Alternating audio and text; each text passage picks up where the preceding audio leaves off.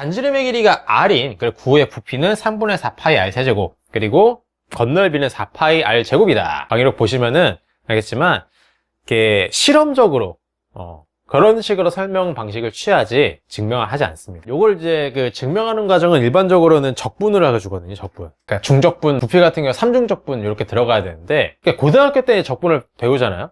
근데 그렇다고 해서 고등학교 때도 그걸 증명을 잘 일반적으로 안 해요. 교과 외라고 이제 볼 수 있기 때문에. 그러니까 뭔가 직관적인 그런 이해라도 하는 거는 괜찮다라는 생각이 있기 때문에. 카발리에리의 원리라는 게 있습니다. 이게 뭐냐면, 평면도형에 대한 얘기부터 하자면, 이 삼각형의 면적과 이 삼각형의 면적을 생각해 볼 거예요. 근데 예를 들어서 얘가 딱 잘라섰을 때 평행한 선으로 이 길이 그리고 이 길이의 b가 a 대 b였다고 해보겠습니다.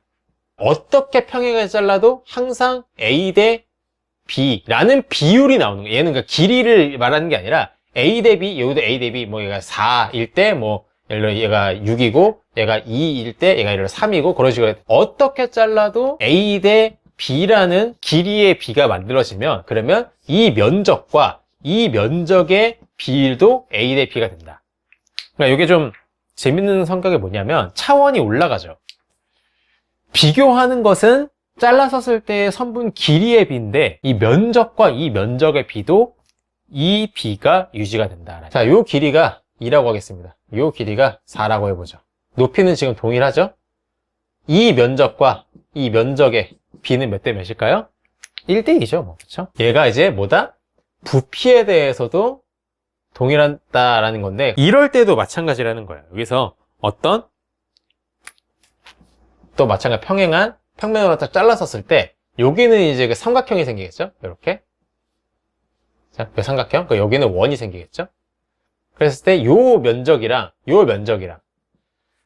어떻게 잘라섰을 때도 이 삼각형의 이 원의 면적의 b가 동일하다라면 최종적으로 이 부피랑 b가 또 되더라라는 거. 그래서 이 원리를 바탕으로 설명을 하면 비교적 직관적으로 아하 왜 이렇게 나오는구나 라는 정도 설명이 가능한데, 이제 반원이 있고요. 이 반지름 r로 세팅을 할까요? 여기도 r이고 여기도 다 r이고, 지금 높이가 이게 r이니까 이 길이도 요 높이도 r이겠죠?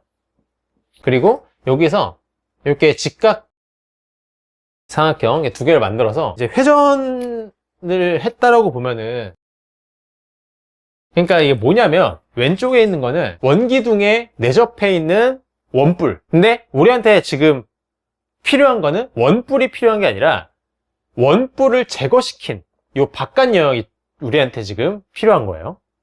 이해되시나요? 원기둥에서 원뿔 제거시킨 거. 그리고 이제 그거랑 반구랑 이제 얘기를 해볼 건데, 일단은 부피를 구할 거예요. 구의 부피. 임의의 그냥 어떤 선을 딱 그려볼게요. 뭐 이런 식으로.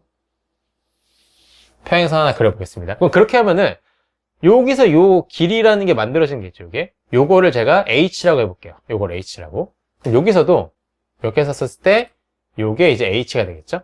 얘가 정사각형, 요게 다 정사각형이에요. 정사각형들이기 때문에 요 길이가 h면은 요게 지금 45도 딱 정확하게 되면서 요 길이도 h가 돼요.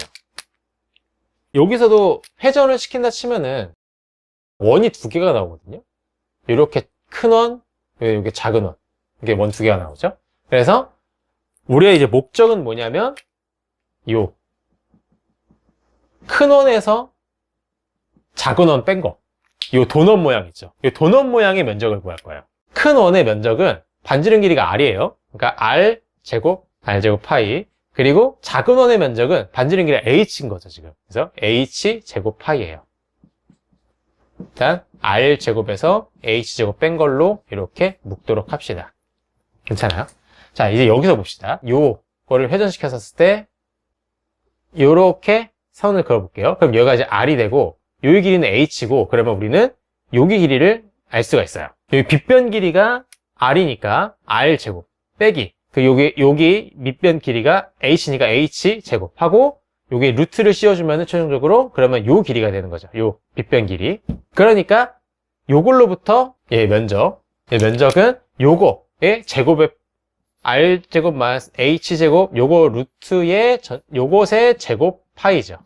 그렇죠? 근데 그게 정확하게 뭐예요? r제곱 빼기 h제곱이죠. 얘죠. 그래서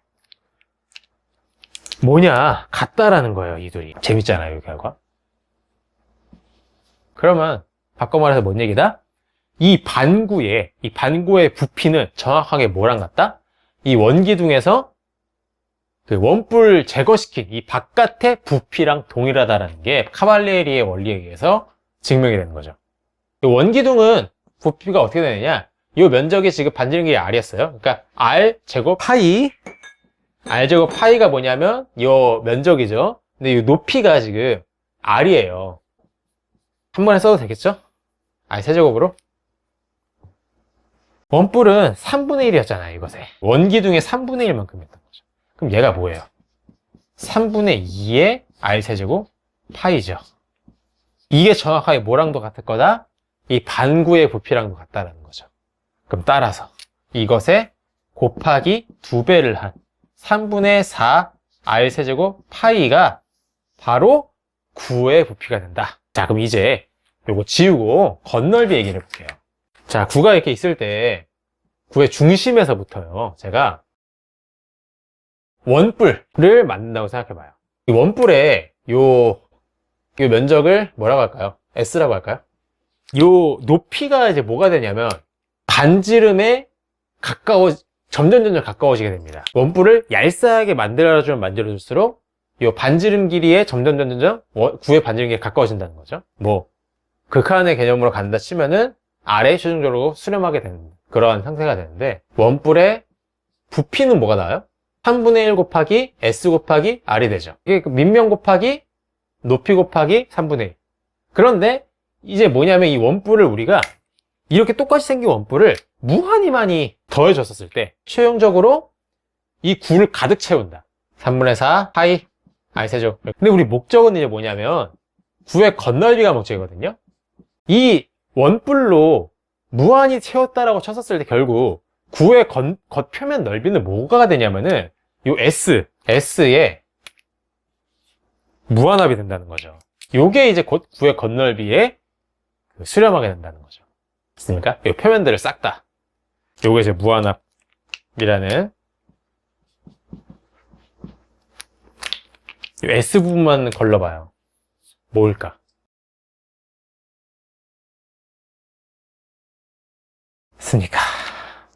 물론 이것도 극한 개념으로 서술하면은 엄밀한 증명이 되죠. 근데 이제 그렇게 할 바에는 그냥 중적분 하고 말지. 심지어 거기다가 이제 극좌표까지 해주면은 그냥 몇 줄이면 사실 나와요. 근데 직관적인 이해를 함에 있어서 뭐 어떻게 해주면 좋을까라는 뭐 이렇게 했었을 때 뭐 이런 식으로 카발리에리의 원리는 실제로 중학교 때 약간 간접적으로 다뤄지기도 하거든요. 언급해 주시는 선생님들도 계세요. 그러니까 카발리에리의 원리를 먼저 얘기를 해주고 알려주면은 학생들도 오 재밌게 받아들일 수 있지 않을까 뭐 그렇게 생각을 합니다. 하여튼간 근데 중고등학교 때까지는 뭐 9의 부피, 9의 건널비 증명 안 합니다.